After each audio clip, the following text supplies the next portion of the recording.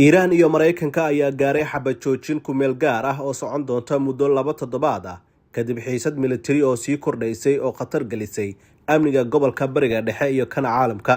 Ilo diblomaasiyadeed ayaa sheegaya in heshiiskan uu ka kooban yahay qodobo dhowr ah oo muhiim u ah amniga gobolka iyo kan caalamka, kuwaas oo ay ka mid yihiin joojinta dhammaan weerarada militari. Labada dhinac ayaa waxay isku raaceen in la hakiyo duqeymaha iyo weerarada tooska ah iyo kuwa ay wakiilada ka fulinayaan gobolka. Xakameynta dhaqdhaqaaqa ciidanka waa qodob ka mid ah qodobada lagu heshiiyey, waxaana la isku afgartay in la yareeyo dhaqdhaqaaqyada militari ee kicin kara xiisad hor leh.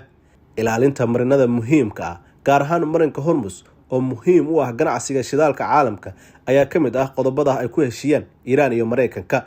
Sidoo kale, in la bilaabo wada hadal siyaasadeed ayaa qayb ka ah qodobada. Labada dhinac waxay ogolaadeen in la bilaabo wada hadallo ku saabsan arrimaha muranka dhaliyay sida barnaamijka nukliyeerka iyo saameynta gobolka.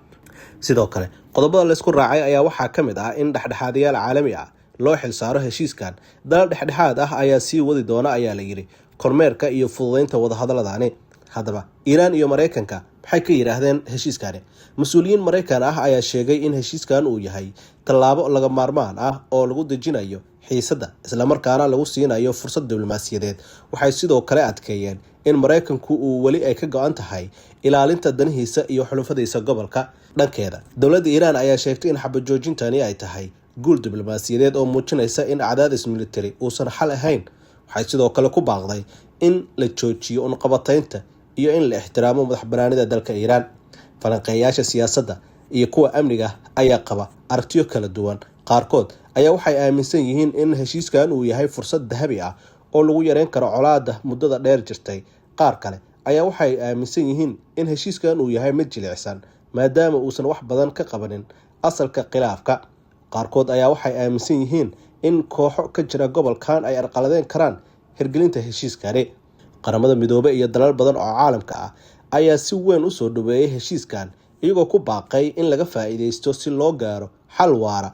Dalalka ku tiirsan shidaalka gobolka ayaa si gaar ah u soo dhaweeyay, iyagoo muujinaya farxad maadaama heshiiskan uu yareyn karo qalqalka suuqyada caalamiga ah.